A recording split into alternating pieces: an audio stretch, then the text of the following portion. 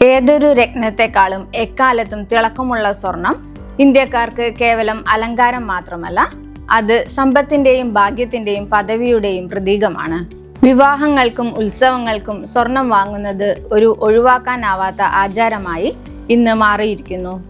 സ്വർണത്തിന്റെ യഥാർത്ഥ മൂല്യം അതിന്റെ വിപണി വിലയിൽ മാത്രമല്ല, ആഭരണ നിർമ്മാണ സമയത്ത് എത്രമാത്രം സ്വർണം പാഴാകുന്നു എന്നതിലും അടങ്ങിയിരിക്കുന്നു. ആഭരണങ്ങൾ ഉണ്ടാക്കുമ്പോൾ ഓരോ 10 ഗ്രാമിനും ഏകദേശം 1 ഗ്രാം സ്വർണം നഷ്ടപ്പെടുന്നുവെന്ന ഞെട്ടിക്കുന്ന കണക്കുകൾ പങ്കുവയ്ക്കുകയാണ് സ്വർണ്ണപ്പണിക്കാർ. തെലങ്കാനയിൽ നിന്നുള്ള സ്വർണ്ണപ്പണിക്കാരനായ സന്തോഷ് പറയുന്നതനുസരിച്ച് 22 ക്യാരറ്റ് സ്വർണത്തിൽ നിന്ന് നിർമ്മിക്കുന്ന ഓരോ 10 ഗ്രാം ആഭരണങ്ങൾക്കും ഏകദേശം 1 ഗ്രാം സ്വർണം നിർബന്ധമായും നഷ്ടപ്പെടുന്നുണ്ട്. ഒരു ചെയിൻ നിർമ്മിക്കാൻ നിങ്ങൾ 10 ഗ്രാം സ്വർണം നൽകിയാൽ, നിങ്ങൾ 10 ഗ്രാമിനും പണം നൽകിയാലും അന്തിമ ഉൽപ്പന്നത്തിൽ 1 ഗ്രാം കുറവ് ഉണ്ടാകാൻ സാധ്യതയുണ്ട്. ഈ നഷ്ടം ഉണ്ടാകുന്നത് ആഭരണങ്ങൾ നിർമ്മിക്കുന്ന പ്രക്രിയയിലെ സ്വാഭാവികമായ പാഴാകൽ മൂലമാണ്. സ്വർണത്തിന്റെ പരിശുദ്ധി ക്യാരറ്റിലും ശതമാന മൂല്യത്തിലുമാണ് അളക്കുന്നത്.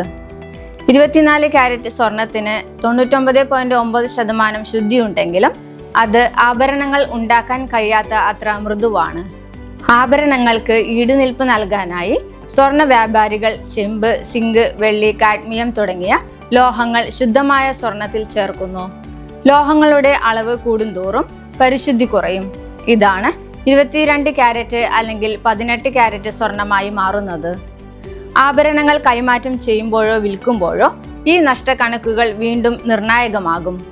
24 ക്യാരറ്റ് സ്വർണമാക്കി മാറ്റുമ്പോൾ ഏകദേശം 1 ഗ്രാം മാത്രമേ കുറയ്ക്കുകയുള്ളൂ. ആഭരണം ഉരുക്കി ശുദ്ധീകരിക്കുമ്പോൾ ചേർത്ത ലോഹങ്ങൾ ബാഷ്പീകരിക്കപ്പെട്ടു പോകും. അതിനാൽ അന്തിമമായി ലഭിക്കുന്ന ശുദ്ധ സ്വർണ്ണ ബിസ്ക്കറ്റിന് ആഭരണത്തേക്കാൾ അല്പം ഭാരം കുറവായിരിക്കും.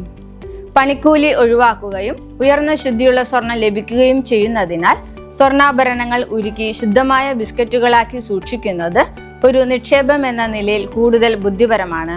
സ്വർണത്തിന്റെ മൂല്യം ഉയർന്നേക്കാവുന്ന ഈ കാലഘട്ടത്തിൽ ആഭരണ നിർമ്മാണത്തിലെ ഈ കണക്കുകൂട്ടലുകളെ കുറിച്ചുള്ള അജ്ഞത പലപ്പോഴും വലിയ നഷ്ടങ്ങൾക്ക് കാരണമായേക്കാം.